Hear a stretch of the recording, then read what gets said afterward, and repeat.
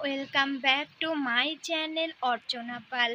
তো তোমরা সবাই কেমন আছো? আশা করছি তোমরা সবাই খুব ভালো আছো, আর তোমাদের আশীর্বাদে আমিও খুব ভালো আছি। তো আজকে ভালো আছি ঠিকই, তবে একটা বিষয়ে আমার যেটা বিষয়ে প্রবলেম হচ্ছে, আমি কাকে বলবো, কোথায় সলভ করব, কেউ আমাকে যেহেতু সলিউশনটা খুঁজে দিচ্ছে না, তাই ভাবলাম সেইটা তোমাদের সাথে শেয়ার করি। তো প্রবলেমটা আমার এই বিষয়ে হচ্ছে যে আমি যখন ফার্স্ট ইনস্টাগ্রাম প্ল্যাটফর্মে কাজ করতাম, তখন চ্যানেলটা প্রায় 6 মাসে 10K ফলোয়ার্স ইনক্রিজ করে, কিন্তু প্রায় 6 মাসের মধ্যে আবার 10K ফলোয়ার্সের মধ্যে 9K ফলোয়ার্স মানে 1000 ডিক্রিজ করে গেছে। সেটা হচ্ছে ফ্ল্যাগ স্প্যাম ফলোয়ারের জন্য নাকি, এই অপশনটার জন্য। আমি এটার প্রবলেমটার জন্য না আমার ইনস্টাতে ভিউস আসছে, আর না আমার চ্যানেলটা গ্রো করছে।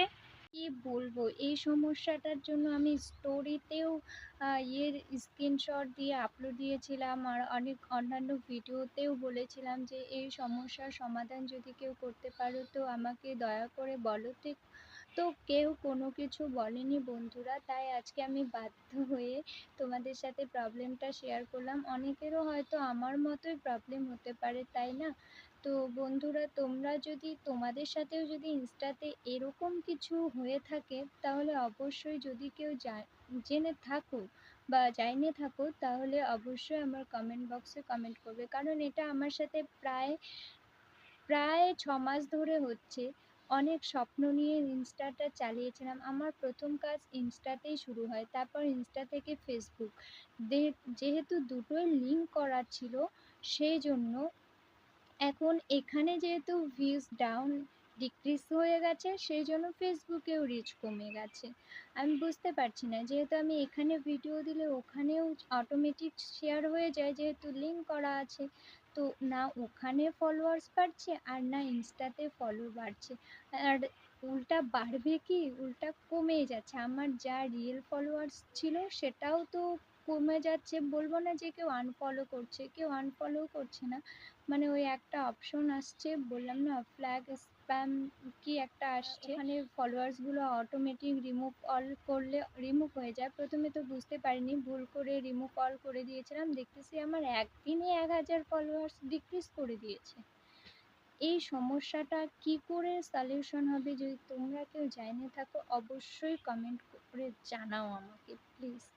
আসলে এই সমস্যাটার ফলে না আমার চ্যানেলটার মানে এগোচ্ছে, আর না কোনো কিছু, সেই একই জায়গায় থমকে গেছে, আর এইভাবে ভিডিও করার মুডটাও চলে গেছে, আর কাজের উৎসাহ পাই না। যেহেতু 1 বছরের মধ্যে 10K ফলোয়ার্স গেইন করছিলাম, তো যার জন্য কাজ করার একটা মুড ছিল, আর এখন আর মুডটা থাকতেছে না। তার কারণ আমি ভিডিও সময় মতো ইনস্টার গাইডলাইন্স মেনেই আমি ভিডিও আপলোড করি, যেহেতু একটা টাইম আছে, যে টাইম অনুযায়ী করি। সেই টাইম অনুযায়ী কাজ করার পরেও কোনো কিছুতেই কিছু হচ্ছে না। ভিউজের কথা ছাড়লাম, আমি অন্ততপক্ষে আমার চ্যানেলটা তো ঠিকঠাক থাকবে। শুধু ফলোয়ার্সরা তো দেখতেছে, তার মধ্যে নন ফলোয়ার্স তো একদমই হচ্ছে না।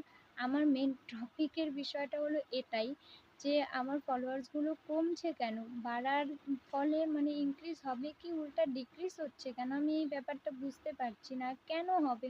আমি ঠিক মতোই তো কাজ করছিলাম, আর মাঝখানে কয়েকদিন শরীর খারাপ হতে পারে বা কোনো কিছু কাজের মধ্যে ব্যস্ততা থাকায় দিতে পারিনি, তারপরেও মানে ঠিকই ছিল।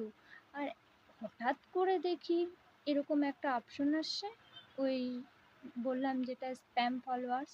তো সেটার কারণে, স্প্যাম ফলোয়ার্সের কারণে সব চ্যানেলটাও এতটা ডাউনে চলে গেছে, কি বলার ভাষা নেই। যে তোমাদের ইনস্টাগ্রামে যদি সেম এরকম প্রবলেম হয়ে থাকে, তোমরা ওটা রিমুভ অল করবে না? আমি জানি না এই সমস্যায়, যদি অনেকে বলতেছে পাসওয়ার্ড চেঞ্জ করো, নাম চেঞ্জ করো, সব করছি, কিন্তু কোনো কিছুতেই কোনো কিছু হচ্ছে না।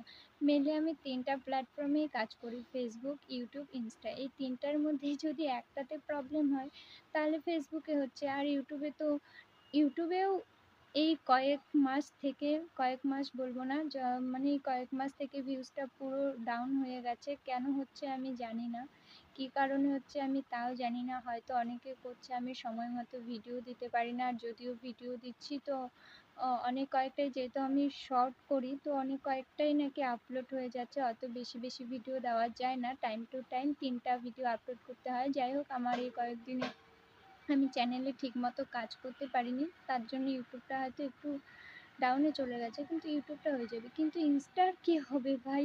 ইনস্টাতে যে আমি এত কষ্ট করে ভিডিও করলাম, এত কিছু করার পর চ্যানেলটা যখন দাঁড়ানোর সময় হয়ে গেল, তখনই এই জিনিসটা আমার সাথে হতে হলো। আমি জানি না কেন সব সময় আমার সাথেই খারাপ ঘটনাটা হয়, তোমরাই বলো কেন হয়?